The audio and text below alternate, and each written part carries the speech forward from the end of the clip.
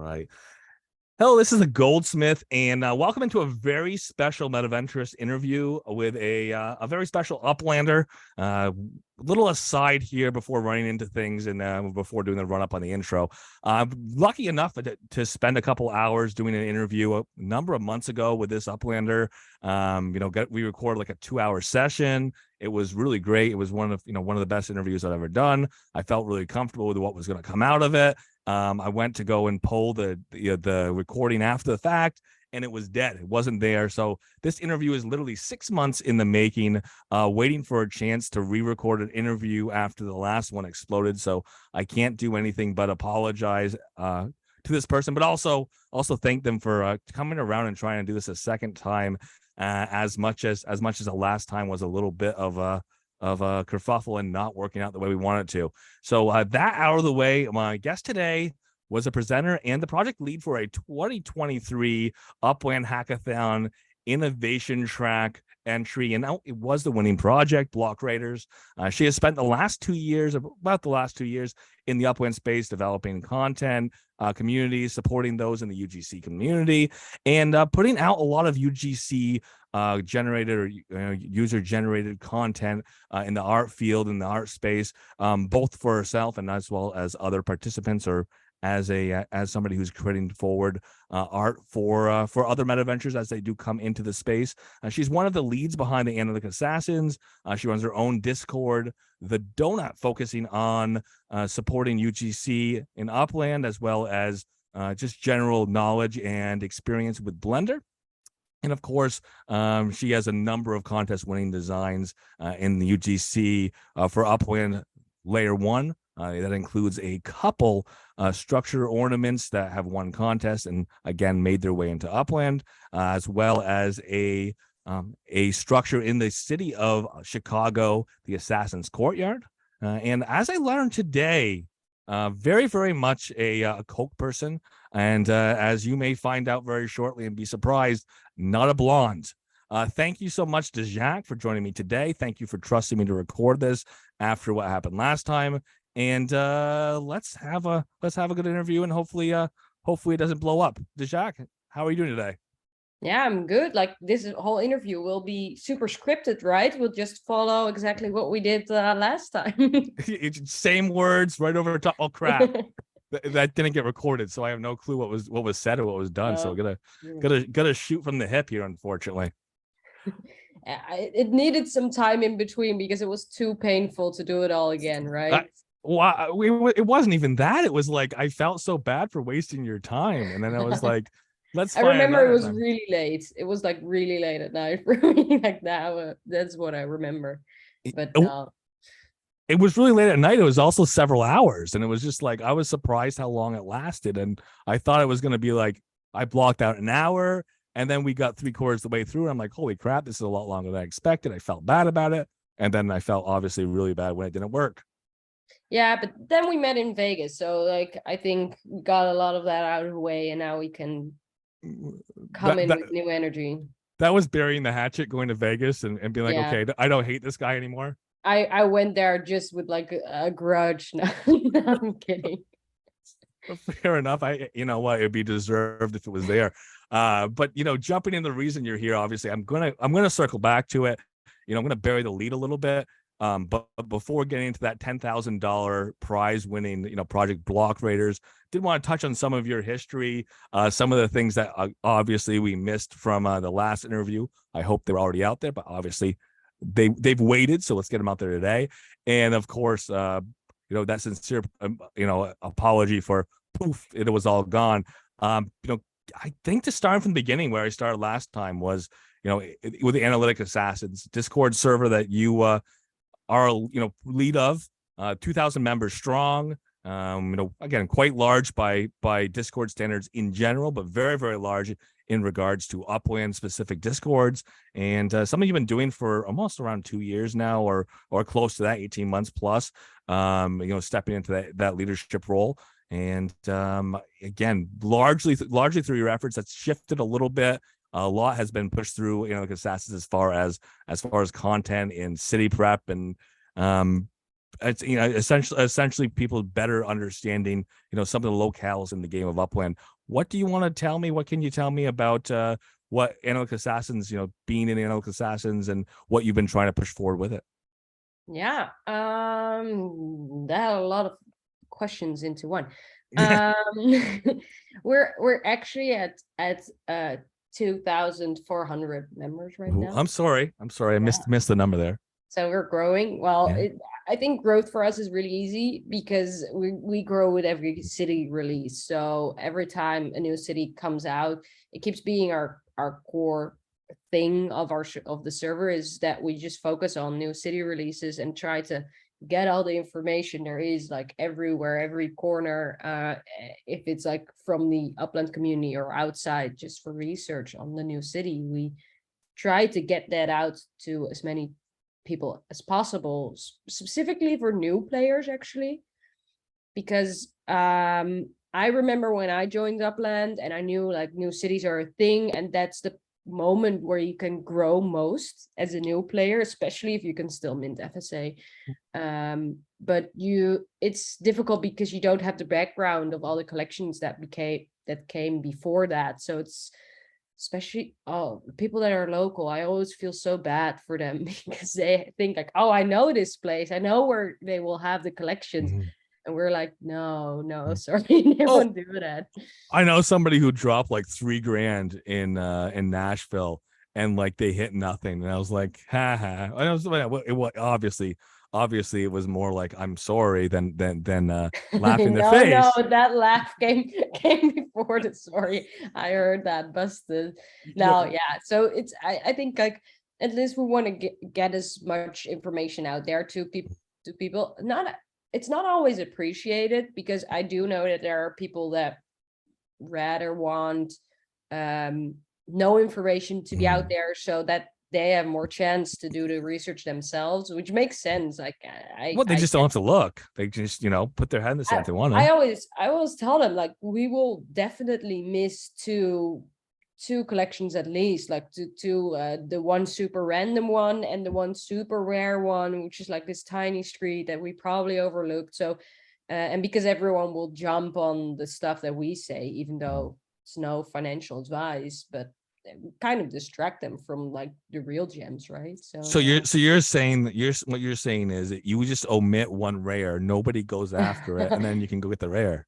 I kind of have a rule that like we have behind the scenes Yeah, rooms yeah. at Analytic Hmm. Assassins. We share. It's like, Mm-hmm. you need if we really think that something is out there, I will just post it publicly. I don't have any any regret of, yeah, because I don't know, it kind of feels like people appreciate us for Mm-hmm. that, and it feels Mm-hmm. kind of market manipulation uh to not share it. I remember, like, I'm bad at city releases. Like, Mm-hmm. I do all the research and I know which place I have to go, but I never I've never get to mint there.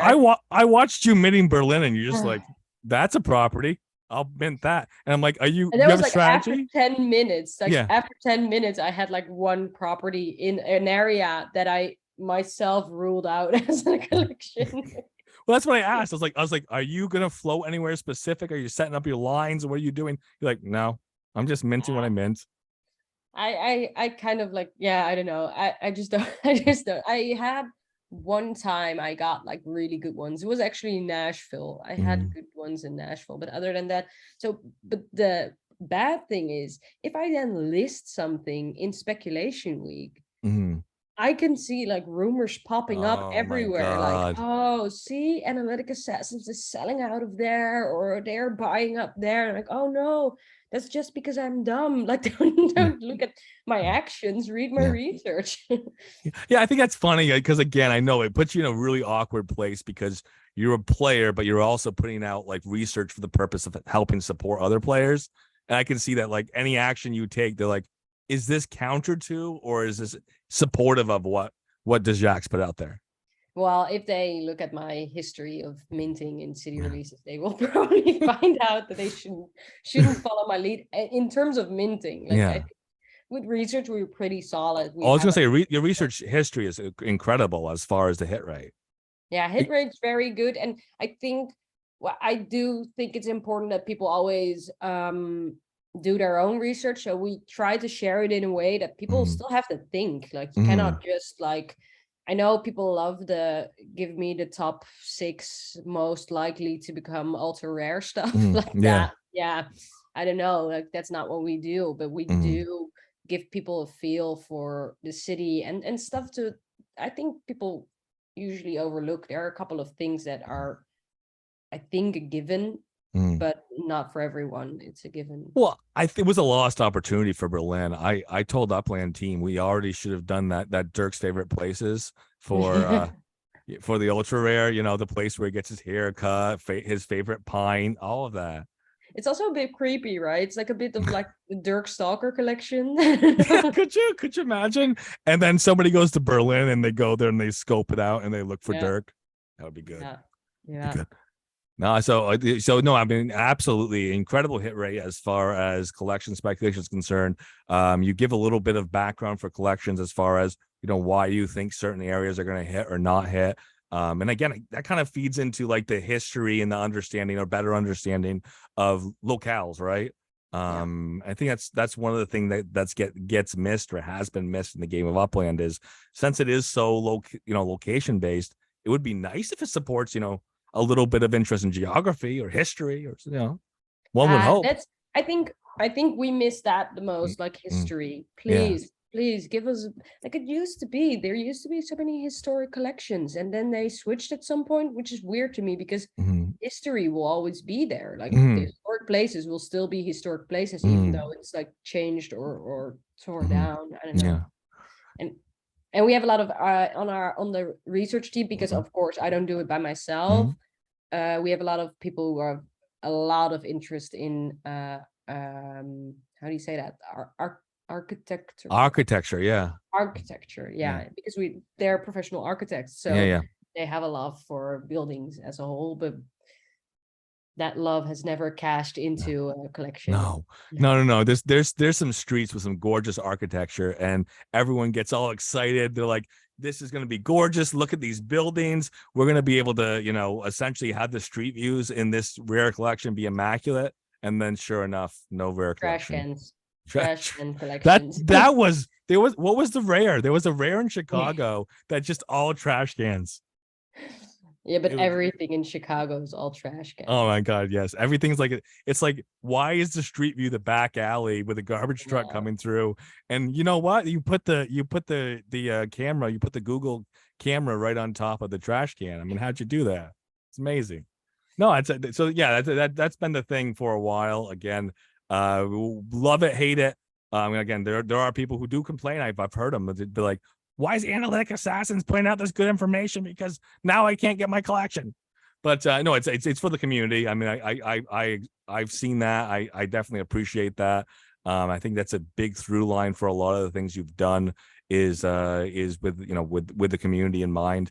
Anything that's changed over the time with Analytic Assassins, anything you've tried to do differently without getting into any like kerfuffle with any individuals. I can go into a kerfuffle, but no, I think like there has been changes. Like I didn't set up the server, so and Mm, it is not my server, yeah. so I'm just doing a lot of work for it. Mm, I think city releases has always been the core of it. That mm, never changed. We do have some other research rooms that like I don't know, play into people's interests. So mm, if someone has a personal interest, wants to share, we have people that have a bit of love for cars and what goes on there, and the statistics there. There are people that like look at markups and prices in certain areas. I think it's always very interesting to see the graphs that are made on what happens with the pricing of collections, mm. like potential collections before reveal and then the actual collections after reveal. Sometimes a lot of people think something is going to be an exclusive and then it actually hits an exclusive, and price goes down when it's confirmed, which is so strange to me because everyone already thought it would be an exclusive. But yeah. No, the spec week pricing is insane. You have something that hits exactly what you expect it to, and it drops in value. You have something, we've had it happen before where there was stuff that had very mild speculation on it. It hits rare, which is incredible, and you find out that some of the highest prices paid for those properties was before it hit rare, and it's like, how did that happen? I mean, I think we've seen a couple of those where prior to spec week, the floor is 100,000 UPX for a property that minted for like $3K, and it's like, how did this happen? But I think it's FOMO, right? It's all FOMO. Yeah, I think FOMO and because some people don't have the right expectation. I know, because everyone thinks like if it's something that will very likely to hit a collection, that it's also a rare or an ultra rare, and like the rarity of it is just a numbers game. It has nothing to do with how iconic something is or how likely something is going to be a collection. So I think people still can be a bit disappointed by that. Well, we had that game for the longest time, and the game that Upland was playing was you find the largest neighborhood that's less than blank number of properties. That's going to be a limited. I mean, they were doing that limited neighborhood collection. You remember that when they were hitting that limited neighborhood collection for a while, and that was the easiest way to know where that collection was going to be because it was the biggest neighborhood that was under that cutoff of properties. Yeah.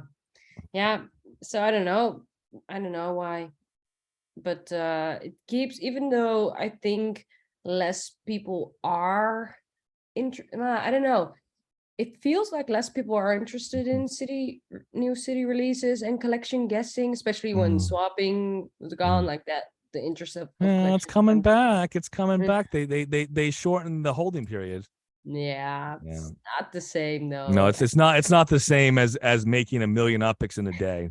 It's not the thing anymore. No, true. No. But still, we see so many people still like. An analytic assassin has a lot of lurkers. We had a time where there were no lurkers there were lurkers, but there were a lot of communicators. It's because the voice chat was there, the Echo Alley, so that had a lot of activity. But then for certain reasons we split that up. It moved. Yes. Yeah. And I think that's for the good for both parties involved. And now we can, I don't know, even in that time but still in this time, it's a lot of lurkers that we have. It's always been like that. It's sometimes it seems like no one's there, and then because I can see the engagements, if I can click here, let me see. So last week we had 827 individual, and that was essentially leading up to Sao Paulo collection reveal. Yeah. Keep in mind, a lot of people didn't go to Sao Paulo for a collection or for city expansion. There's a ton of people who were like, "Yeah, not this time." Yeah, and sometimes when people say that, they still go. Oh no! I know. I know what's in people's wallets. I know what people have for properties, but no, there are a lot of people who like, am I going to spend 4,000 UPX round trip flying to Sao Paulo to buy one property? And for myself, the answer is probably no. Yeah, true. Yeah. I just thought it was like an easy way to get limited. Oh no! Once it was minted and there was limiteds that were just sitting there unminted, it's an easy way to pick up a limited collection is to fly out. The floor wasn't that high. You could have gone and minted a collection. It lasted for about a day, right? That you could have minted minted a limited with decent dividends at mint. But keep in mind, I was just looking at the market in Los Angeles today, and for 50 cents on the dollar USD, I can buy a Bel Air that's an exclusive. Don't tell me that. I have like really expensive Bel Airs. I don't want to know. Hey, I'm sorry, they're worth nothing. No, it just it comes down to the price too, where there is a multiplier effect for collections, but it only extends to certain mints because it's really hard to sell a $300 or $400 or $600 USD property right now. Yeah, I minted them for earnings. I minted them Yeah. when I won one of the competitions, so I had a large sum to Oh, spend. yeah. Some of I think yours was the last competition where they just went hog wild and they gave a lot of circulation, which meant the UGC artists made a lot of UPEX. Yeah, I think they still think they made a mistake, but this time it was a mistake in my favor. Like, Well, hey, yeah, mistake or not, it was lucrative. I'll put it that way. it was like Yeah. in total, I think I don't even know exactly. I can see in my graph. Let me check. See, Mm. that's the other thing that makes you good at the game of Upland and Analytic Assassin. She's like, let me check my spreadsheet. Yeah, before I say something that's not true. Well, no, it's on the spreadsheet. That's the point I'm making. It's not always that case for people. Oh, I have so many spreadsheets. Yeah, me too. So I think my mint net worth before the competition was about 4 or 5 million Mhm. UPEX, and after it was 12 million. Ugh. See, this is what I get for not like jumping on the blender train right up front. Yeah, it launched me to like next level right away. Oh, But I absolutely. no, I put it all in. So my plan was to get to 10 million UPEX, Mhm. and then after that I would still like I would get stuff out, Mhm. but somehow I'm at 8 million now, 18 million now. No, So I'm that's not more in there. and out. Yeah. Yeah, I mean, I'll tell you that my secret was I took all my investment out USD. It's out whatever I put in, but it's still not emptying my account, still growing my net worth. I think that's definitely where a lot of us are headed. And that's incredible that, like I said, that you put that back in the game, because I know that some people, when they've won those prizes, they've been like, how do I get that back out in US dollars? I, So I mean, I get that. I would yeah, love that. Like, I still I want stuff out. Like yeah. in the end, I always said like I want to do some remodeling of my house for Mm-hmm. the stuff that I'm can get out of Yeah. Upland. But and I'm free to play, so Mm-hmm. I kind of Mm-hmm. everything is profit for me Yeah. except for time that I will never get back. There's a lot of that time. Yeah, for me it's like time investment, not money Well, investment. you can sell your structure ornaments in USD. Hint, hint, wink, wink, nod, nod. I do, Well, and there you actually go. it sells pretty good, especially for like good mints. Like Mm-hmm. someone just minted bought one of my structure ornaments, Mm-hmm.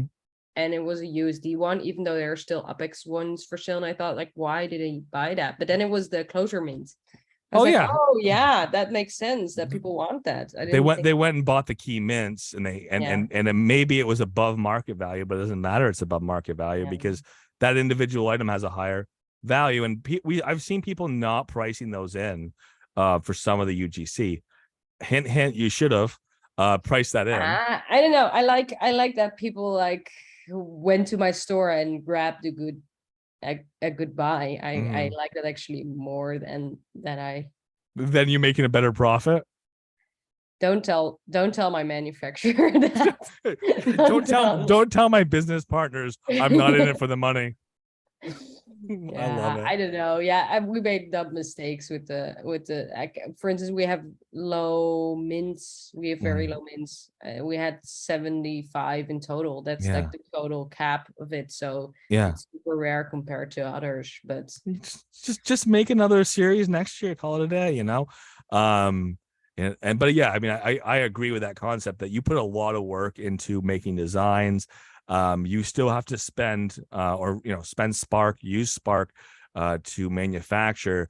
And if you are going to, and you end up having a low circulation, then that kind of diminishes your overall potential for return. So I guess you kind of have to look at how much work you put into the art and decide how big of a run you want to do. yeah, it's still tough. It's still tough to Mm, decide how to mm, price it, how to do the mints. It's mm, difficult. It's difficult because I don't want like, let's say if I put a lot of time in a design and we do it very low mins, and I price it really high. I don't know. It feels kind of, even though it's like worth it because I put in more time, it's the market that decides. So I would hate to have them sit there forever being very expensive and no one wanting them. On the other hand, flood the market with 10,000 cheap designs is also not what I want. So, well, be honest about it. I mean, we're still, fingers crossed, get those cross fingers nice and high. We're still early enough that you could still be building your brand right now, and definitely. yeah, and there could be a lot more opportunity for you to put that stuff out there, and that's a good transition, building the brand. With the idea of building the brand there.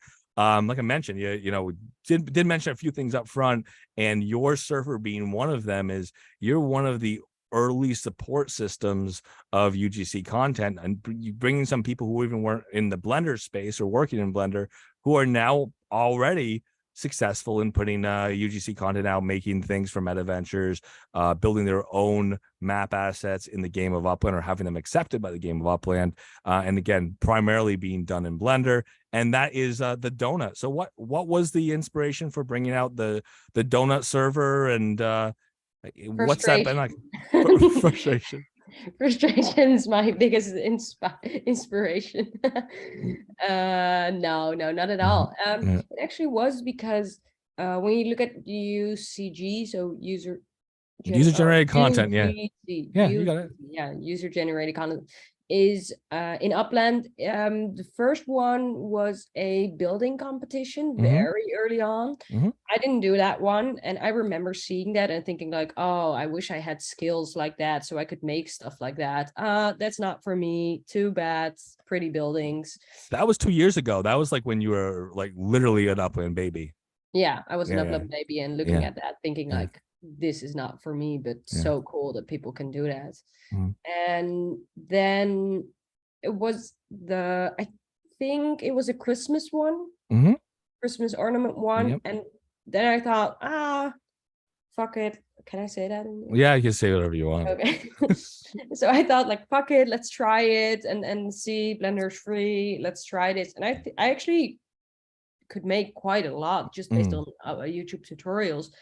And we were talking with it was a very small group in the Upland server. There was this like Christmas ornaments channel. And we were all like talking because of the competition. Oh, what are you doing? Blah, blah, blah. And then when the competition was over, I didn't win anything. And it was like a traumatic experience. I still cannot look at Christmas and think. You should just anything in Christmas ornaments, just forget about them. Just don't. My name was in the selection, but they had it were my designs, and I was like, oh, my name's there, but you have the wrong designs. They're like, oh, sorry, okay, now you're out. Like, that was a mess. No, that was a mess. That contest. No, I think a couple of people won by default, essentially. Yeah. Well, I've won by default for another competition. It was like very like no one did. But the thing was, the channel closed after the competition was gone, and we're like, help! This was where all of my people were, and we shared tips there, and it was gone. So, and then for the next competition, we're like, we need to find a place, and I know we were chatting. Like, I put a room up in Analytic Assassins. I know Portage Park had a room up for creators, but because it was all everyone did something in their own space and we visited each other sometimes, it never really took off. So I don't know when it was, but like a while back, we thought like, I just set up a server and then invited people in, and now we're here. It's actually just trying to get all the information we get in there, trying to get all the questions in there as well. And there are a lot of questions that are, how do I say this nicely? Like, there are stupid? A lot of like, no, not stupid. No. It's just practical Blender questions. Oh, okay. Have nothing to do with like the Upland team. Okay, so, it's not the actual requirements put out by Upland. It's just I don't understand Blender yet. Yeah, and that's something that we can all help each other with a lot. And that takes away, I hope, a lot of questions ending up with the Upland team, because we still do have a lot of questions for them to kind of like drill on them, like, we're missing this, we need this is not clear. And if something is not clear for me, it could be like my problem. But if something's not clear for me and then like 10 other designers in Blender, then we know, like, Upland, you should take a look at this. So I kind of hope that we a bit channel what the main frustrations are, the main questions, or the main points that we need more information on, and not bombard them with questions. And good thing is that Upland does have the office hours. So a huge shout out to Stephanie and Jason from the Upland 3D design team. Every Friday at, I don't know, for me it's like at 8 p.m, but I don't know. Oh, that's disgusting. That's a bad time in the US. It's like it's their work hours, right? So they're offering something during their work hours. That also means that I'm neck deep in work for myself, so not something I can get to. But it works out for those in Europe. Yeah, it's perfect for the people in Europe, except maybe sometimes we're drunk, but could happen. Anything after 5 o'clock is like a mixed bag. No, but what we do offer at the Donut, so my own server, is if you have questions and you are either you don't have access to the Upland server because you're not in there anymore, or if you have questions because you cannot, because you're at work and you cannot ask your questions, we will ask the questions for you. So just drop them in the Donut. I'm not like, I used to have like a channel up to make like a roundup of all office hour questions, but I need to catch up with that. Well, we don't have another contest coming for a while, but when they announce it, then you're gonna have to get off the stick and get it done. I think it's it's already like gone, because the carts, so everyone's really busy with the carts. Yeah. It's not a competition, but still it's something that people still have questions on. Upland's put out 2 versions of requirements on that officially. Yeah, and I don't know if you have, like, there is one like one source now from Upland with all the requirements. So it's the Git book they have up, and it's very good. But we together with like the Upland team, we're kind of figuring out like what are we missing there, and what's like, what needs to change. So we are actually getting new base files for the cards. So that's good news. We got that confirmed last office hours. There you go. Perfect. So that'll theoretically be up. So people, when they actually start to finalize designs, hint, hint, wink, wink, nod, nod, when they announce the idea that, again, very shortly we should be, when the applications are open, right? Yeah. Hopefully. But they already ask everyone to take a look at it before doing the applications, because I think now we do have a lot of people who have factories but don't have Blender skills or access to someone who has, like, have a deal with someone who has. Oh, it's for sure. They gave out these, and this was my concern, was they gave out these factories without saying what are your designs first, and it's like, that's killer, because that, I know a bunch of people in this space. My friend Morchi's 100%. She's been saying this for 2 years. And when people were talking about, I want my business, I want my Metaventure, it's like, start now, be ready to hit the ground running when you actually have the opportunity to get it. For a part, but for a part also no, because the requirements do change a lot all the time. So for instance, if you would have made a lot of map assets half a year ago and you have now a factory approved, there are very different requirements than you would have then. So depends. Oh, I know. For the UGC side of things, I mean, obviously, the idea that it's going to be 100% compatible, it's not really there. But I mean, if you're not doing heroes to begin with, if you're not figuring out what your designs want to be, or what the ideas for your business are and how you're going to go to market, I mean, you're missing an opportunity. And I'm telling everyone it, especially people who are doing like wanting to have factories with map assets and Mhm. don't have the Blender skills, try it. Mhm. We have new people starting Blender every day. It's especially that's where the donut is for. Mhm. You don't have to have skills already to try it out. It's a free program. Just test it. Your first design is going to be shit, and the second one is going to be better. Yeah, it's yeah, It's your second one's gonna be not as bad shit, but it's still gonna be yeah. shit. Yeah. I thought I could I looked at old designs and thought like, oh, now I can manufacture those as ornaments, and then I saw all the mistakes I made, and I'm like, oh no. You go to the wrong angle and you like glitch through the wall. You're like, oh, I missed this. I have so Or many holes in my designs, like I don't know where they come from, but holes at the corner or whatever. Yeah. Oh but yeah.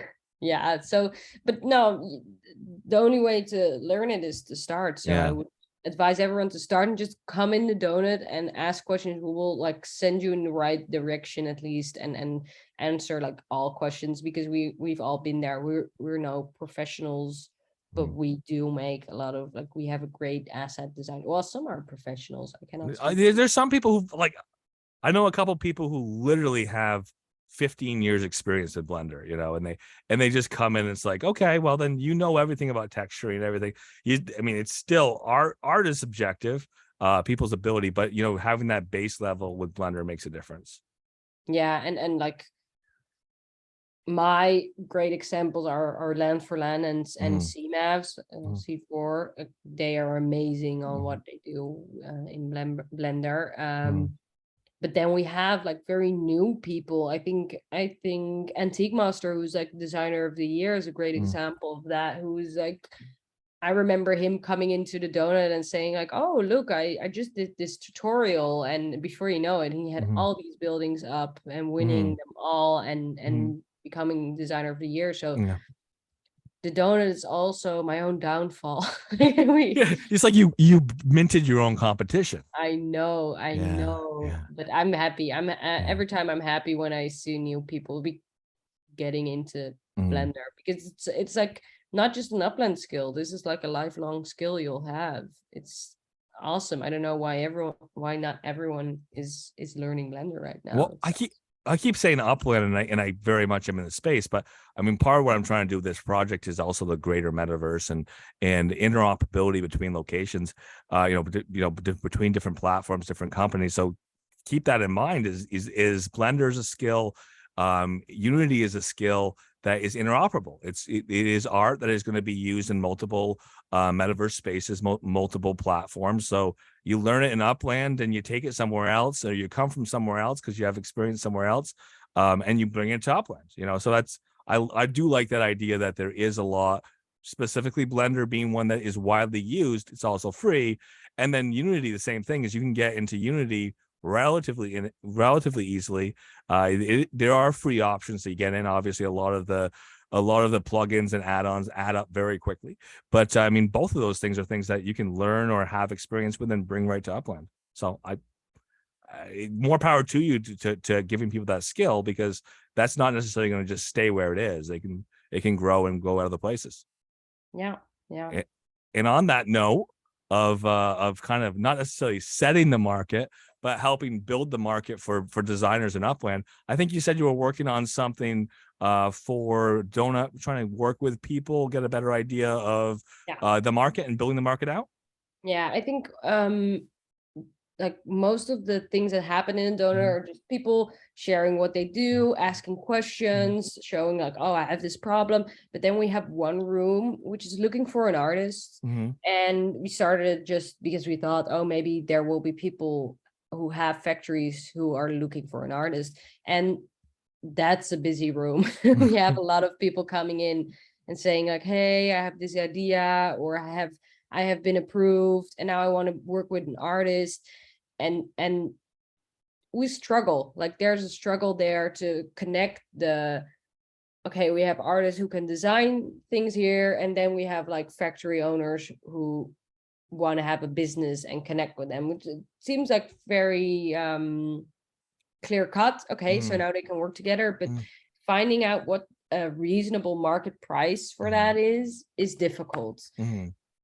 it partly has to do with Upland because the ways to collaborate for a designer and a Metaventure owner is quite difficult as it is set up right now. I know they will change it over time, but like it's Upland so soon. Yeah, soon. And the royalties will be paid out to the manufacturers. That also is like difficult. That's like a difficult factor there. It wouldn't be nuts. It's not unheard of. It's not impossible for Upland to create a very easy method to delegate who gets those dividends or who gets the secondary percentage, the share when they do sell, and then be.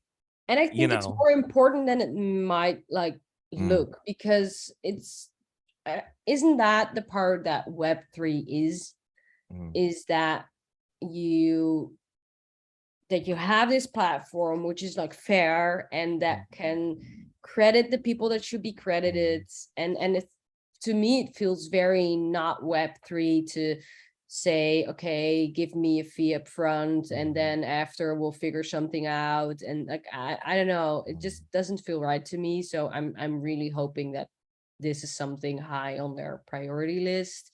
I think it's very important, especially if we want to bring in outside artists as well. It's just a weird story to tell if that artists are not credited, but manufacturers are. Well, sometimes attribution is everything. And I think if there was more room to put the story there, this design by blank, it may be sold by somebody else. It may be manufactured by somebody else, but put the artist's name on it. Get that royalty share, create a way for it to get delegated over, in the game, do an escrow. Because let's be honest, we already have escrows. We have layer 2 games. So we have escrows. We have ways that, money can or OpEx can transfer from one party to another by a intermediary action. So I think it's just a matter of implementing it. So, and also think about, for instance, like I work with a manufacturer and he manufactures my ornaments. For me to get those ornaments, I need to send in burners. Burners, yeah. That have to be like one by one. We have to like interchange that. Then it has to be listed in the store manually. Then when we sell it, I have to like give him a cut. So it's a lot of transactions for something that shouldn't. Well, I know it's talk about FIFA track. That should have been the FIFA track is using FIFAs as burners to move assets around. That's the utility for it, right? That's the utility. Whoop whoop. Yeah, no, but I know we're still early and we're still figuring it out. So I know that, but it is frustrating. But actually, where we're getting at, like what we are working on a survey at the Donut to at least get a pulse on what is it that designers want, what is it that manufacturers want or want to offer, and see like where is like what is the common ground here. And so we can say like, hey, depending on how complex the design is, you can think around this and this number, or I don't know, like for some deals I like to get a cut of the sales price, but for other deals I would rather have clear payment up front, because especially because the processes in Upland take very long to get approved. So a lot can change in a time. So, and you already put in the work to get the design out. So it depends, but I'm very curious how it is for other designers and how it is for other manufacturers who want to do those deals. Well, we do that in freelance writing too, where sometimes you're doing bespoke content, and if you're doing bespoke content, then you're getting paid a rate, right? You're getting paid whatever, a per word rate or a per contract rate. And if you're putting something out there for somebody's ongoing content use, then you probably want some royalties on that. So I think that makes sense. I think it makes sense that there might be different opportunities, but it's nice to know what people expectation are so we can set a market. Yeah, I would love to say like, okay, it really depends on the thing, but it is around this and this price, and now I don't Oh, sorry, my dishwasher's. That's Very fine. My loud. dishwasher beeped just before we started recording, so it's okay. You prepare better than I did. Or dishwasher's faster, one way or the other. Oh, whoa. That's like the weirdest flex I've ever heard. I got a fast dishwasher. Deal with it. What we're talking about. You're talking about how the donut's putting out a survey to help Oh, define what Yeah. expectations are and what's going on in the UGC market. Yeah. So hopefully we can tell a bit more about like those market rates pretty soon. Yeah. So we appreciate that. Again, that's a community-driven effort. Like I said, the donuts, that's always been what the donut is. I'm trying to figure out, you just said, you were just saying essentially like, I don't remember when it happened, but I was thinking it had something to do with, it wasn't Carnival. It was before Carnival, right? So when was it? I can And check. It wasn't Genesis Week last year. It wasn't Genesis Week 2022. It was later than that. It was. Oh, it's like January. It was January. So you did start it for Carnival then? Yeah, that was what was going on right then. Yeah, Carnival it was. Ornaments, Yeah, it was for the Carnival things. Yeah. Oh, okay. I remembered it being there for Carnival. I didn't, but that was the genesis of it. That's cool. See, Yeah. now we check our spreadsheets and we look around, and sure enough, there's our date. I just checked on Discord, so it's that's faster than the spreadsheet. So fair enough. But yeah, so you've been doing this for 6 months now, essentially. So you've been doing that for 6 months now. There you go. We know that's where we are. And but it's been really influential. I know you've worked with some other UGC artists to start putting out tutorials and to start building a shared repository of, this is what we know about Upland contests and how do we communicate with the team and all of that. And that's been incredible. So kudos to you, because that's really pushed things along. And like you said, you've built your own competition. Yeah. But dumbest thing. dumbest thing you've ever done. I just like I remember I think it was actually the Carnival competition where Desjaak won everything. No, And he won everything except for the art that he made for I me, know. because we worked together on some art, and then that one was the one that lost, and everything else he won.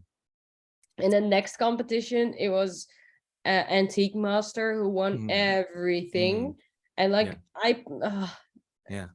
I encouraged them to do stuff, but I'm happy that they're actually on the donut team, and we have like some great other people in the donut team as well. Hattie Lou, who makes amazing ornaments, of course, Slav, that I got to know much better through the donuts, and that ended up him being in my Block Raiders team. So transition. Listen to that. So I know, obviously, looking forward to more coming out from the donut. That's going to be something that you're going to be pushing out. That survey later this week is the thought. Yeah. Perfect. And I'm going to ask you for a couple links, and we can get that Discord link. I could probably take the Discord link because I'm part of the donut myself. But get that Discord link and get that into the notes for the YouTube video.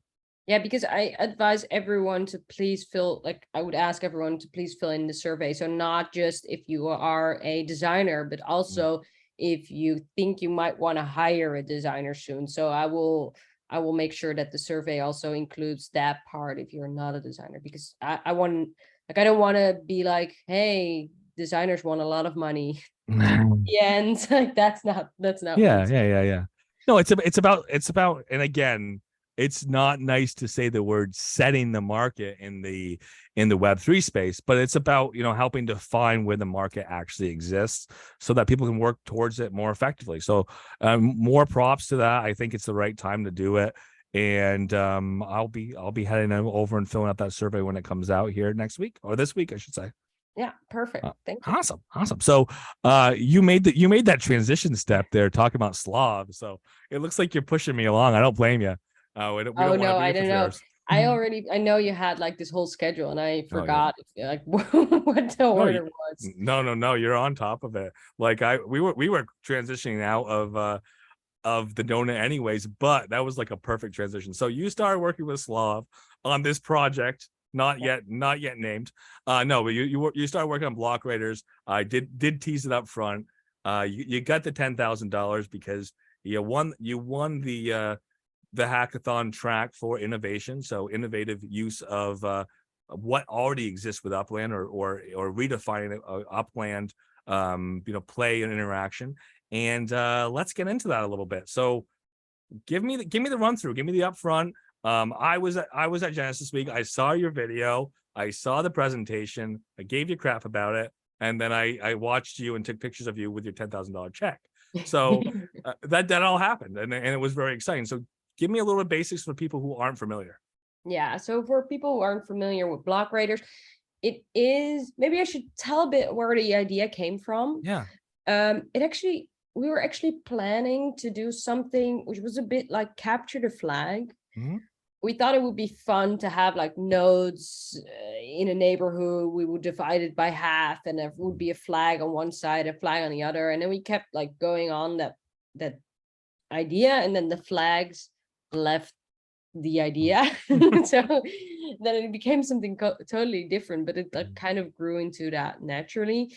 And if I would take the most basic way of telling like what block raiders is, it is treasure hunting but 3D.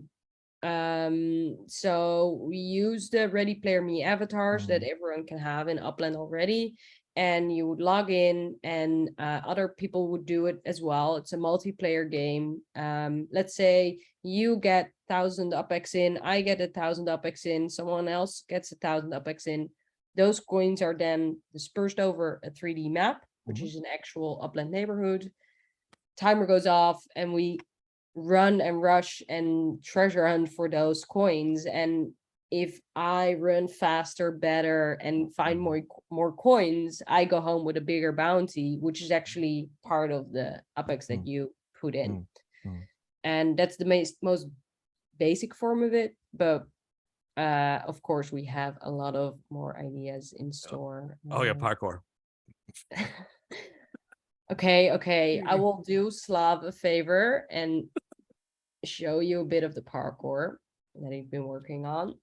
So actually we have the multiplayer gamification. We had that up for the hackathons. So we made that. We made the dev tools, and we had to connect that. Like that was the part that we still had to do afterwards. We actually decided to professionalize it a bit more. Now that we have the 10K, we can, and we still are going for a basic version for our first release, but we do want to make it a bit better. Okay, let me see. You could do the parkour first, or you could do the actual introduction to the project first, whichever video you want to run first. Now you plugged Slav's parkour. Now I have to like show them that. He plugged his parkour in general. I was just repeating it. Let's just do the trailer in the notes. Yeah, I think that's okay to put it in the notes, and then focus on what we're working on now. That's awesome. So let's see. This is. Do you see my screen? I do. Okay, let's see. So actually, Slav is working on making sure that this guy can do whatever. And it's not just jumping, it's climbing, it's ducking. Oh, there is a little bit like he goes into the building, so it still needs to be fixed. There's some collisions to get figured out there, yeah. Yeah, but the cool thing is because we use the Ready Player Me avatars, and this is like a lot of the ways that it's being used so far. They don't have this yet. So he's actually like on the forefront of creating that, which is really cool. And because they can climb, I want to show you a different one. And we can now also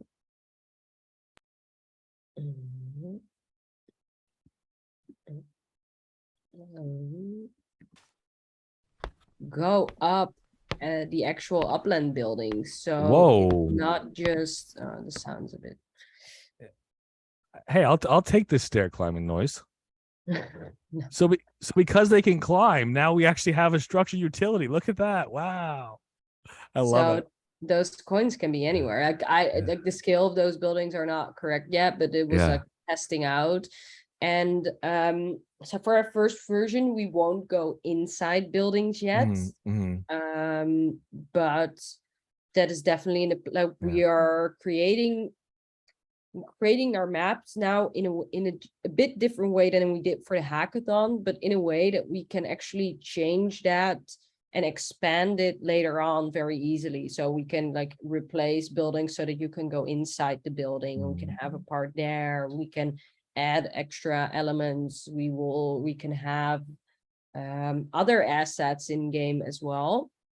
And I think that's pretty important because we want to have more utility, Upland utility in our game. So the base game is just a fun mini game, which is a bit like treasure hunting, but a bit more interactive because it's 3D, or you can just win some UpX. It should be just like a fun game you can play with others. But we are actually putting in a way that if you own a property in one of those neighborhoods that we are going to bring out, you can also rent it. So you can rent, for instance, ad space to other people, or certain assets that we have some interactiveness with. So this won't be in the first version because we want to have the base game work correctly. But this is actually on our, oh wait, I should have showed you the roadmap one. Show the roadmap. We could get that roadmap in there. So as you're pulling up that roadmap, I want to touch on what you already said. What I heard is that my neighborhood that I have 25% ownership in, if I want to partner with block raiders at some point, again, not day one, you're going to be able to have a different experience, or work with the hood holders, people who own a number of properties in a specific neighborhood, on how they can use their properties and tie those properties in with block raiders to either monetize or to personalize an experience. Definitely. So we haven't talked a lot about this yet because partly I don't want to scare my dev team, and you've got a lot of work coming up. Don't listen to this, Slav. And also because I don't want to overpromise. We just want to get like a good product out, and that starts with the base game, but it is part of our future experience. Yeah, for sure. So like ideally we would have some stuff in there that you, for instance, map assets that maybe look static in the Upland layer 1 space, but are interactive in our game. And for that to have there, and maybe have a poster up of your own project or your own Metaventure, for that you would need a property in the neighborhood that Block Raiders is in. And we are starting with Avalon Park because I'm biased and it's the best. Well, if you own some of the properties in there, you manage it, it's gonna happen. It's gonna happen. No, yeah. So we're starting there, and we want to have it like the base of the game right before we expand. So it's not something that will come this year. It will be later, but yeah, definitely there will be more areas out there. And I'm going to do my job as a host here, okay?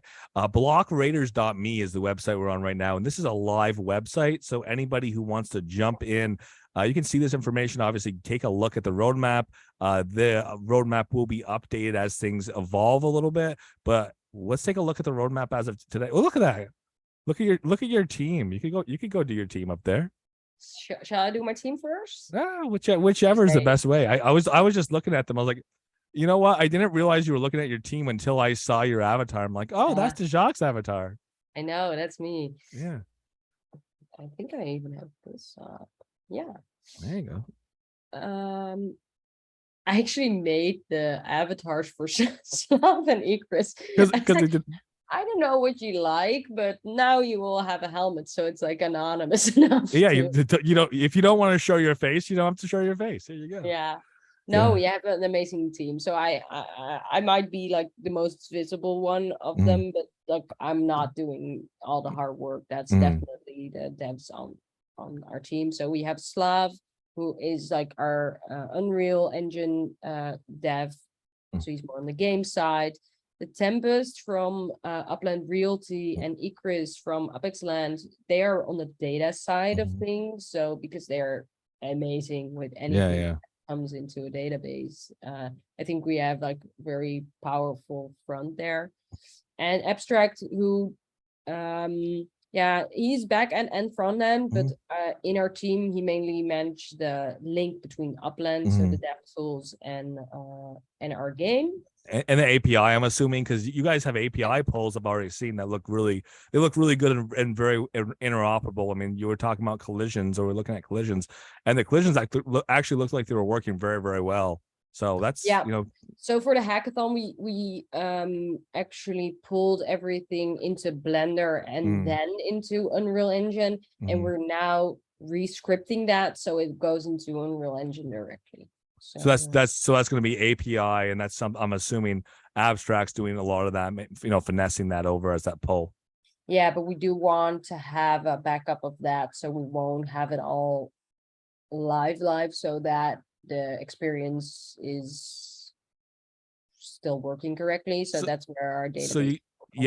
So you're gonna build your own node probably, which is just a copy of Upland more or less of the API. Okay, let me show you one more thing before we go to the roadmap, because this is hilarious. Okay. Oh, maybe I think it's hilarious. No, we'll find out. We'll find out how good your sense of humor is. This was the wrong scale. So this was an early attempt, and you're like, we got the scale up. Tiny Avalon Park. Well, you know what? This is one way of looking at Avalon Park in a different perspective for the way it's built out and the structure and the layout of streets. It's pretty cool. I like it. Cute. It's so cute, but it wasn't what it's supposed to be. So are collisions on there, or are they running right through the building? That giant, no, kaiju. Yeah, there you go. That's good. Yeah, he's standing in there. Yeah. No, so we obviously have a reworked version of that now. Obviously, at this point, the scale is a little better than it was in the beginning. The scaling is difficult though. Well, it's doable, but because Upland has a lot of different scales in game. Talk to me about doorway scaling. And the names, the naming conventions. Please clean it up, because I'm getting OCD. But yeah, no. The families of names in Upland. Yeah. This could be cleaned up. So yeah, it seems like we have a team of 5, but we actually have a team of 6 now, because we hired a new dev. His name is Math. He is not in Upland yet. He's actually like texting me as we speak now about what he needs to do now that he is in Sao Paulo. Because we know him through Slav. He's a very talented Unreal Engine dev, so he's not familiar with Upland yet, but he is really excited about our project, and it's we hired him to be part of our team long term, so it's not just a one-time job, so that we get a bit more fulfillment in the Unreal part of our game. So spending money to build out a project, go figure. Yeah.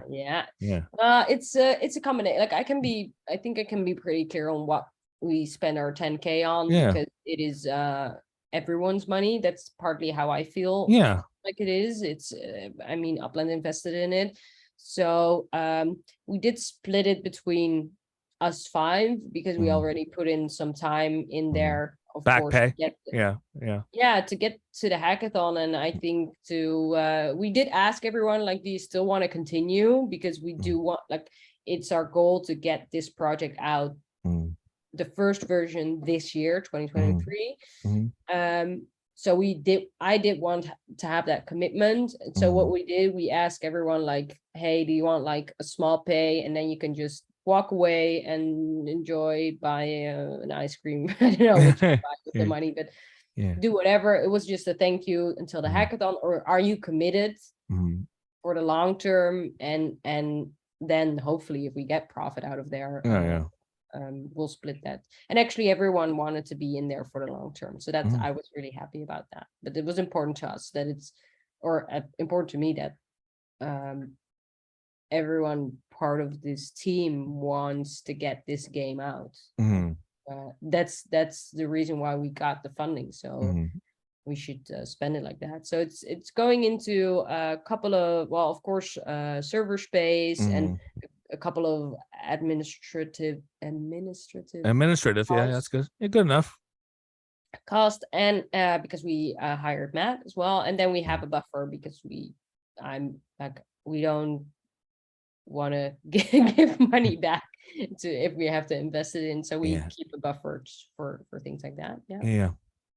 Well, for sure. No, I mean, that's again, that's with what happened last year, where Upland had, again, this is not on the winners. This is on Upland not having a plan for how that was being distributed, and then Upland actually having a plan for distribution where you have a roadmap and you have to do certain things to get all of your money, and that's key that they actually put that, put a real effort into game development done this year, as opposed to, here you go, here's your prize money, have a nice day.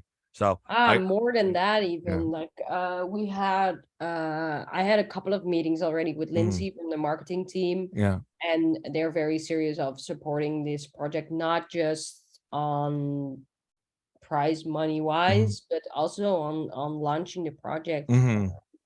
So we were looking at different ways of showcasing it, integrating it. So that's exciting. Well, they called it an incubator. So if part of your prize is an incubator, that was my expectation, is they're gonna kind of work with you to integrate with Upland, but also to come to market. Yeah, definitely. Yeah. So we're working on a marketing plan with them to how to launch it and how to do it. So we have an idea. Wait, I will show you. We have a very short roadmap, like very like hackathon done, won that, been there, done that. Check mark. Yeah. Check mark. And then now we are working on a more sophisticated alpha game. So and basically because we don't want to, we could bring out the multiplayer game that we had, but then if we develop it further for the long term, we have to like remove the entire thing that we had and replace it. So we rather want to adjust it so that we can expand. So that we're working on that now. And actually the first step that people will see is we will run playtests. So I cannot put a date on it yet, but we're going to but that link will be hitting my Discord eventually. Okay, I got you. Maybe. Okay. No, we will obviously share that with people and invite them over to run playtests so that we can optimize, make sure that it's steady before we go open alpha. And it will, like our first game mode, it will be multiplayer, because to me that's very important that we have a multiplayer out. I think that's part of the fun. It will be the basic version of the game where you run and collect coins and battle against each other. And we have so many ideas for beta developments after that. Like I've heard jetpacks, I've heard freezer guns, I've heard vacuum cleaners. Well, vacuum. Oh, so within proximity you could suck things up. A version where you have to go inside a house, giving structure utility into Upland, and you have to open up the microwave and take it out that way. I don't know. And we want to have like fun gimmicks in there. Think a bit like how Mario Kart has like extras, like the bananas where you use turtle shell, a turtle shell type of stuff. Chest that you can open where it could be like a bunch of coins, or there could be something else in there. Booby trap. Yeah. So, but those are things like we don't want to introduce that before we have the base game settled. So for 2023, expect the play tests and then the base game out, and then after that we will here is a bunch of like technical stuff that we are working on right now to better before we have the playtest out. So Actually, I can possible team expansion. I can cross off the list. We have that done. Wow, you already got your Unreal dev. That's awesome. So How about this? Interviews Whoa. about our project, doing it Wow. now. Wow. You're just synergistically checking things off the list. I No, like it. this we already have too. Oh my god, I can cross so much stuff off. Wow. This is Also, what's this I'm one? like planning and accounting. Like it's like a boring thing. You do no, you just verbally did it. You just said where you I know. spent your grant. Yeah. There. Yeah. I have Checking it off. spreadsheets for that. Like don't you worry about that. I have spreadsheets for that. Oh, we've done so much. You got to change your in progress over here on your roadmap. You got to add some things and take off half of what's on there I right now. know when this interview is live, it will look so much different. Yeah, it'll be up in a few days, but once it's up, you will have changed it because now that you know it needs to be updated, I know you're gonna get this updated. I Oh, that's know. funny. I have to put some stuff back on there. I think our mini map needs some upgrading. Well, you've already worked on it, but you're just, I mean, going back to the well and making it better, right? Yeah. Yeah. Yeah, so that's it. I get a lot of messages from people that want a Block Raiders dev shop in their in their node, and I understand that like that's something that we need to talk to people. But before I'm going to have those conversations, we really focus on the game itself. So. Yeah, yeah. I mean, as I've got a dev shop coming to one of my nodes here very shortly, and it's the way it happened. It was very much like, I know this person knows me, and poof, it happens. But I mean, as a business, it does make sense to think about that, to think about what the potential future is there. Yeah, and we haven't made the decision yet if we want a dev shop in every city or if we want to have it location based. Like for the game, it makes more sense to have it in every city because then more people can access it. But I don't know yet how we are going to go about that. So, well, when you have one going up in Oakland, Oakland, I don't think I have. Yeah, no, yeah, that's for 3 months down the line. So when you say 2023, is that 2023 August 17th, or is that more likely Q4. by end of the year? Q4, yeah. Q4, perfect. Yeah. And I want to be as transparent as possible. So we're not there yet. Yeah. And I think that has to do a bit with me underestimating how big this could be. And now that I'm realizing that, like after winning the hackathon, like we think like, oh, we cannot like mess this up. Like it's lot of like if 10 people are playing it, we're okay. If 1,000 people are playing it, it still needs to be okay, and it still needs to be it still needs to work. There's a lot that happens between a closed alpha and a open beta. So I 100% understand that there's time that needs to be done there, and you can't, I mean, it sounds like you're being realistic about that. So if you're talking about the open alpha within the next couple, closed alpha within the next couple months, then yeah, I mean, it's realistic by end of Q4. And if that's what you're doing, that's pretty fast. And I think once we are in the like play tests phase, I think we can be a bit more specific on what timings and what days will be there.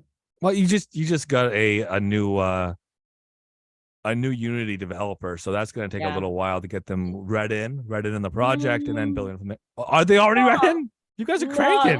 No. We were he's read into like the game part of it. Yeah. It's the Upland part that. That's what I mean. That's what I mean. Like fully integrated into the team. Yeah. But I think it will speed up dramatically with him on board. So. Well, I mean, it's if you solve the Unity bit, or you bring somebody with experience in, it's no longer learning along the way. Now it's somebody who can help guide you along the way. So that's pretty cool. Yeah, and I don't want to talk about new projects because otherwise, like, we should do one thing first. But Yeah.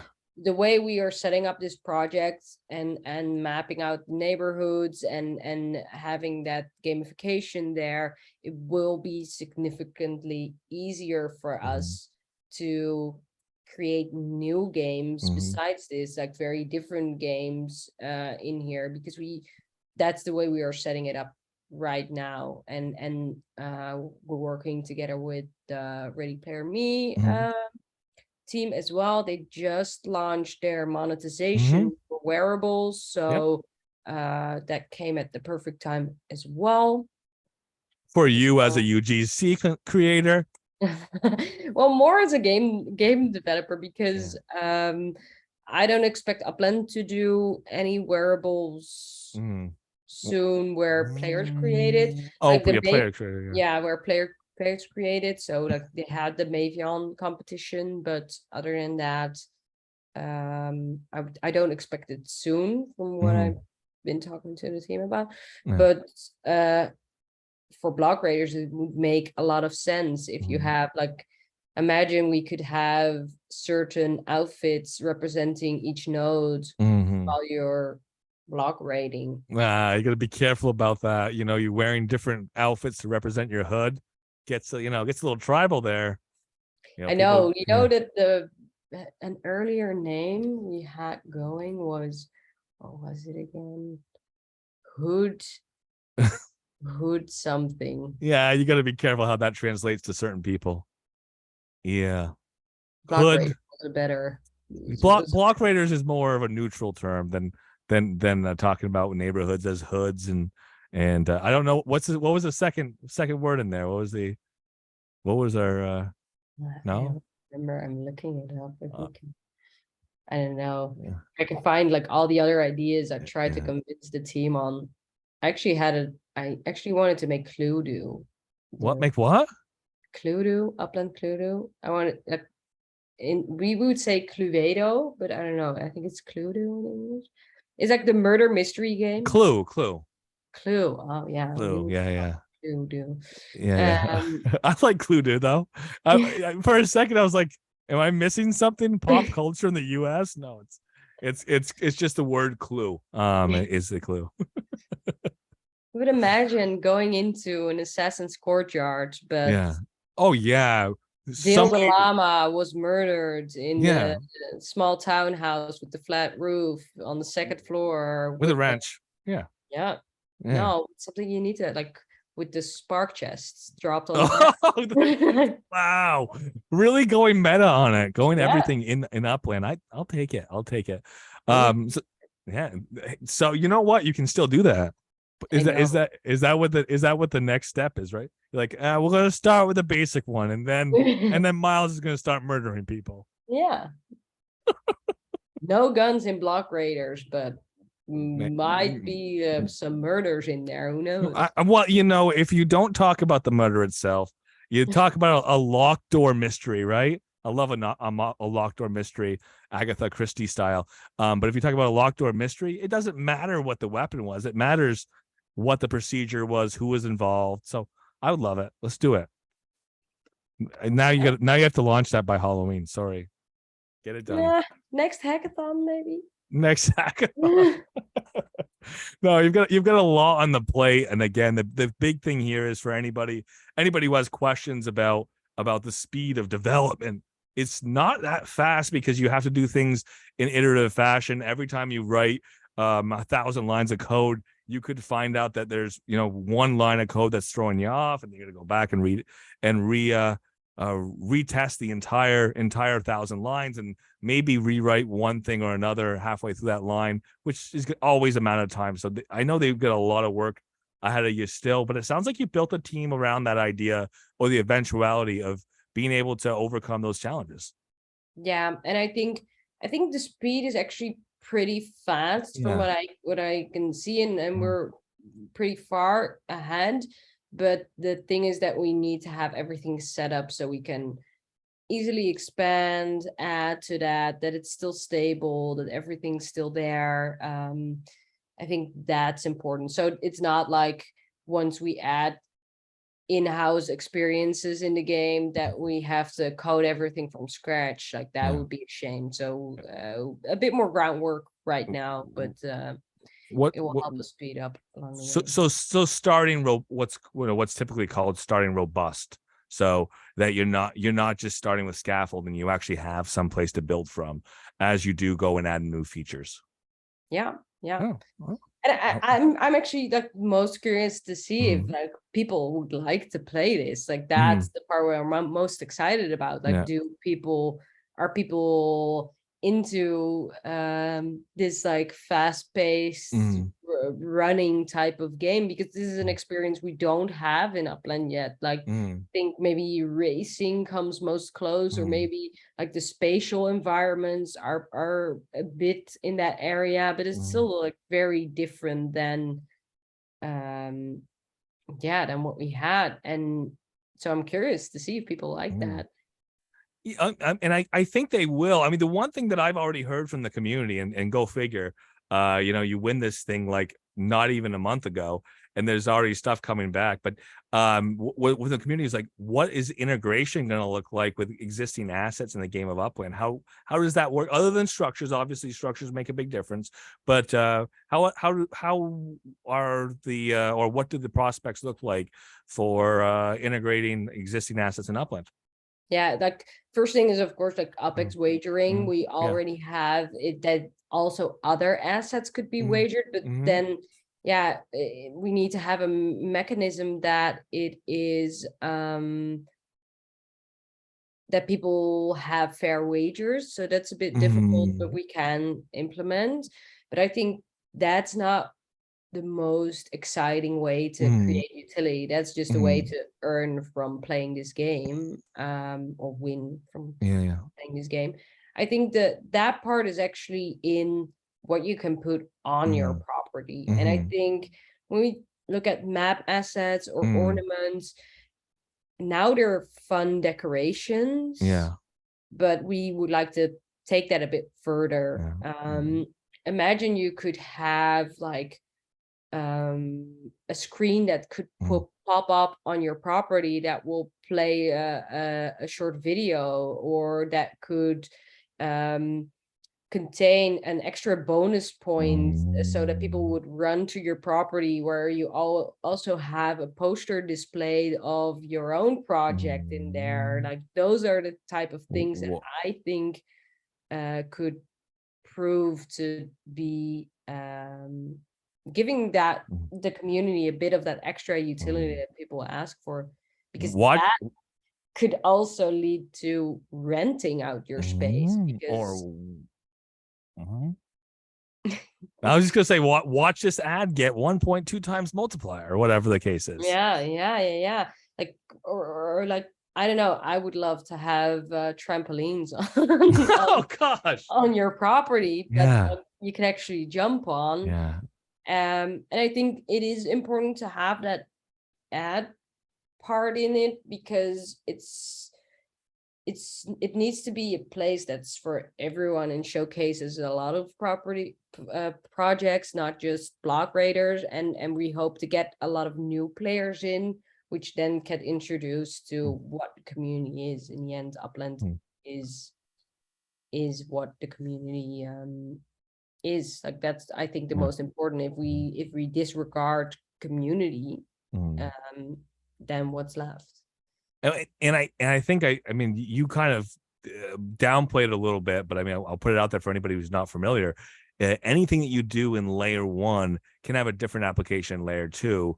And even though you're pulling the API, you can take that API and generate a different image, because you know that XYZ whatever tuna fish sandwich that you have as a big giant tuna fish sandwich in layer 1 is your map asset. And then in layer 2, that could be a billboard for whatever product or Metaventure or whatever the case is. So that's a huge opportunity, or a huge potential utility. Yeah, I hope it is. I hope it will be. And I think, I know it's like a bit more long road, because it would require a lot of like manual development on our side, but I Mhm. think it's worth it, and I think people are looking for stuff like that. Oh, it's huge. It's huge. And again, like I said, as far as the project's concerned, it looks like you've got your head on your shoulders. The roadmap seems realistic. Upland, take notes. No, take notes, Upland. No, it seems realistic. It seems like when you say, come out and say, Q4 2023 is when we want to start getting things happening. As far as that's beta, right? Or is that playtest? No, that's not playtest. So Oh, that's playtest beta. will be before that. So Okay, I think it will be open alpha. I don't know. by end of the year. Yeah, I think that's Okay. I never know like what when do people like Upland's still beta, right? Like I never know what. Upland is still Rust was beta for over 10 years. So the expectation of what beta is has really slid over a period of time. Open beta in a lot of games just means that they're continuing to do development, and it's great to have a game that's going to continuously develop. I mean, there's no problem with that in the current ecosystem. So I want to put something else out there. You're kind of talking about yourself, and you kind of slip into like developer here. So before UGC side of things, you weren't an artist in your real life. So the UGC happens, you become an artist. Hackathon happens. Now you're a game dev. Well, I'm not like I don't know. I You're would a game say dev. I'm like a game. A team Yeah, lead. That's yeah, more how I feel. yeah, Like I don't want to take away. Like my yeah, team are like the real superstars. Like they yeah, my team members are the real devs there. yeah, yeah, Uh, ChatGPT helps me understand a lot of code. Like I need that to explain it to me. But yeah, and I'm on my way of learning Unreal. I'm on my way. Like I need to have like Icarus is learning me use GitHub. yeah, This is so far out of my league, but yeah. it's awesome. Like I love it. Yeah. That's all I'm say. I mean, when I say game dev, I mean it doesn't mean you're a hardline coder, but I mean you are in part of making a game a reality and bringing the game to fore. And again, I think that you guys are really synergistic in the way you guys are working, because it sounds like you're kind of like taking the coders. I've worked with coders. It sounds like you're taking coders and grabbing them by the ear and being like, not that, this, and that's really important in a project. Yeah, I think that's kind of how our team works. Yeah, for sure. But I think we have now 6 individuals with very Mm-hmm. specific skills Mm-hmm. who are like out of this world, but just have to be put together Mm-hmm. and to create something that I hope people will like. And Mm-hmm. I think that's also why that 10K was really important for us, Yeah. not just for the money. Like the money helps a Yeah. lot and it's a great, but it's also a great motivator to take this serious. This is like a push in the back from Upland saying like, do it, like actually do it. Mm-hmm. And I feel that responsibility too. And I Mm-hmm. think everyone on our team feels it, that okay, now we will actually do it, Mm-hmm. and we'll go for it. So yeah, yeah, it's insane still. Like I still don't understand how I got here, but we're here, and that's, I think it's very cool. Well, that was what I was going to put out there is, this first idea that, you're not a UGC artist, and this comes to Upland. You learn how to be an artist in, using Blender, new to you program, and now you're an artist. The hackathon comes along. Now you're a developer. What's going to happen next in Upland? And you're going to be like, I don't know. Probably I'll be in space by next year, like Yeah. playing Upland from the moon. I have no idea. No, but Upland launches the moon and you're on a rocket. probably, yeah. Yeah. No, I kind of like, I think that's an important message for everyone. Like either you can get out of Upland what you want to get out of Upland. I'm not doing Blender or game development because I think, oh, this will make me a millionaire. That's not my goal. It's like, oh my God, I can actually do this now. There are certain boundaries that are in like real life. That are not here in Web3. I think if you really want to do something, you can just do it. And that's, I think it's awesome. Well, that's the thing, and again, I'm doing this series. I'm doing the Metaventurist series, the Metaventurist, with this idea that it might be a broader topic than Upland, and it's just such a nascent field that people can come into it who don't have 10 years of experience, because there isn't 10 years of experience to have, and become. We don't have to say become a millionaire, but I will say become some of the leaders in the field in 5 years, because they have to come from somewhere, and nobody's been in it for 5 years yet. So it's very early. It's still very early to grow into those roles. It's still opportunities where people are still figuring things out. And if you're somebody who's willing to figure things out along the way, there's plenty of room for you. Yeah, and I think that's also an important point you touched. Like, I mean, everyone can do it. I didn't have the skills to create stuff like that I am doing now, but what is important is that you do put in the work. I think that's it. Sometimes I get like comments like, oh, because you're free to play, everything is very easy for you, you didn't invest in it. But I invested a lot in this, and that's time, and there's also a lot of social connecting with people, which like seems like just for fun, and people like became friends. But it also gave me the network to get things going. Like, I know so many people from the Upland community, and I worked with them on certain levels already. And I think that gave me an edge in the competition if we were talking about the hackathon or UCG, and not just because of, well, not at all because of likability, but mainly because now I have people around me who have skills that I don't have, but they would like to work with me, and I would like to work with them, and now we can do that. I think that, yeah, I think that hopefully brings out the best in each other. So it's partly like I'm trying to encourage people to like try stuff out, but also don't underestimate. It is hard work. So, but it's worth it. Well, and keep this in mind that most people in the Web3 space, or a lot of us anyways, we all have a day job. We're giving up a lot of our nights to figure this out along the way. Today's July 4th. In my case, pew pew. So I got the day off because it's a national holiday, and that's working our way through the system here. But realistically, it's becoming but an income for you. It's becoming an income for others. It's becoming a real industry that's growing. And I wanted to put out there the one part beyond the fact that can become a business. Go figure. This series is about Metaventures and creating businesses in the metaverse in the Web3 space. But it's this idea. This first thing that I really put out there about the metaverse and Web3 space as well is I went to Vegas to see you, and I see a bunch of people from Upland, and it's just like, oh, I know you, and never met in person.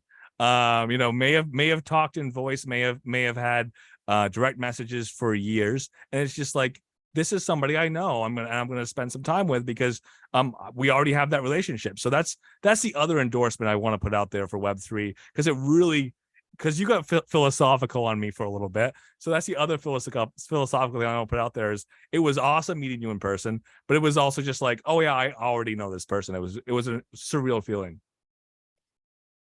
But the only thing there is I really didn't expect a beard. I didn't know. Yeah, that was the thing, is I like, not a joke. I got in touch with you way ahead. I'm like, are you coming? Like, no way, I'm not coming.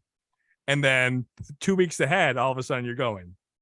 Yeah, it was the hackathon thing. Yeah. It's really expensive to come to Vegas from Europe. It's I don't know, it's too expensive to come by myself. But for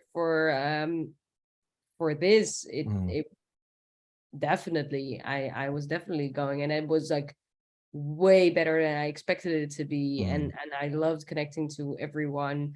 And it exactly like you said, like, hey, hi, I'm this person. Oh, but we already know each other. Yeah, exactly. Well, you don't know the face until you start talking, but you're like, I know you. Yeah, but I kind of like, I told you in Vegas as well, Yeah. it kind of felt like catfishing, Yeah. not per se like on looks, although Mhm. like a lot of people were weirded out that I wasn't blonde, Yeah. but it was mainly because I was like, oh no, this person, like, my online personality, even Mhm. though I think I'm not like, I hope I'm not fake on Mhm. Discord or on Twitter or Yeah. wherever, Yeah. but still you have this type of like way of presenting yourself. And then Mhm. I saw everyone like at breakfast or at, like, I was like, oh no, I kind of hope that I either live up to what the images that people have in their mind, or that I, the other way around, that I don't know, that they thought I was this not fun person. And yeah, I don't know, it was Uh, just like, felt like I had two different personalities, and in the end I think it turned out to just be one and the same. I really hope you didn't put on a personality in Vegas, because you were really cool in Vegas. That's all I can say. And So, now here on Zoom, I'm like very boring compared to no, Vegas. Right? Like I was this like no, fun party Vegas. not saying that at all. But no, it was incredible. And again, I want to emphasize that for the Web3 space is, yes, this is a digital life. This is a digital experience in many ways. It's also a real human experience, because when you do have the backside of that and you see somebody in person, it's almost like a continuation. At least in my experience, I've been to a few different conferences. I've been at the NFT NYC, and you see people or you meet people, and there's a human behind the person typing on the keyboard. Catfishing could be a thing. But I'm glad you didn't catfish us. I'm glad you were an awesome person in person, as well as you are online. And again, very community oriented. Talk about all your projects, obviously up front, but it very much came through when we met you in person as well. Oh, that's good to hear. We're actually organizing a meetup with the Dutch and German community to get a bit more European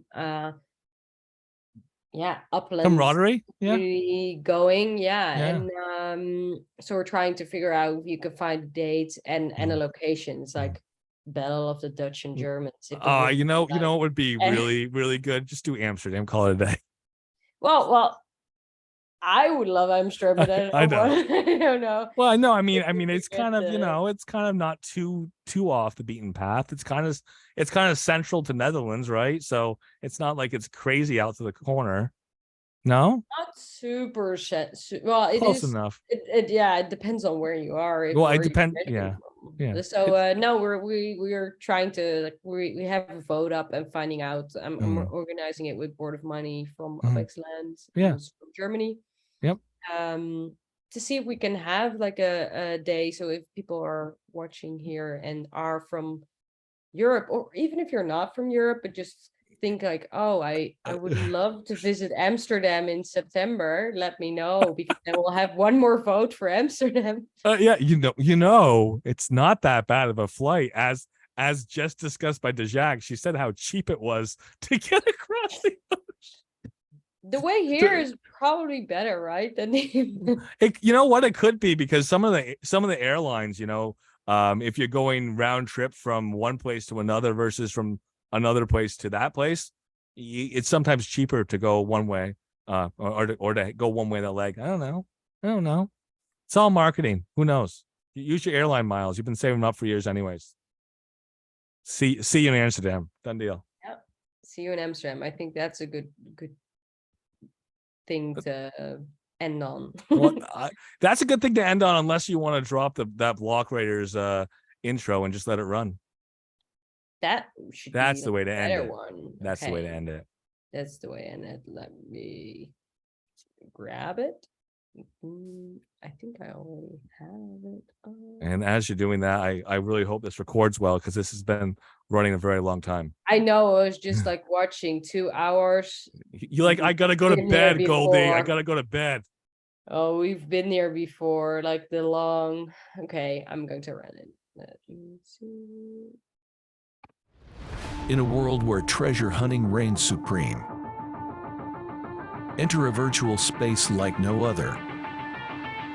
Introducing Block Raiders, a groundbreaking immersive treasure hunting experience. But remember, you're not alone in this race for glory. Some will win epics, some will lose. Get ready to harness the power of your Ready Player Me avatar in this 3D experience, mapped to real neighborhoods in Upland. Connect your Upland account, enter epics to this game's pool, and raid as much as you can. Block Raiders, powered by Unreal Engine, Blender, and the Upland Super App. Before I let you go, I'll just put out how hilarious it is that your Ready Player Me avatar was so upset. Just that. As I remember telling Slav, no, she needs to cry, like make her super sad. It was beautiful. It was awesome. It was great to spend way too long with you here tonight. I do apologize because you're a lot later in the day than I am. But thank you so much for the time. It is really exciting. I will try to get me the links to everything. I mean, let's get the donut out there. Let's get assassins out there and like assassins, and of course, Block Raider website. Give me that one more time. That should be as you look. Sorry, give me it one more time. That address. Blockraiders.me. .me. Yeah. I was gonna say IO, and that was gonna be wrong. No. Blockraiders.me, and we'll put that all in the notes below. Thank you so much, Desjaak. It was great. It was a pleasure, and maybe we'll do it again in another 6 months. We'll see. Let's hope it's a follow-up interview, not the same one. Thank you so much. Bye. Bye.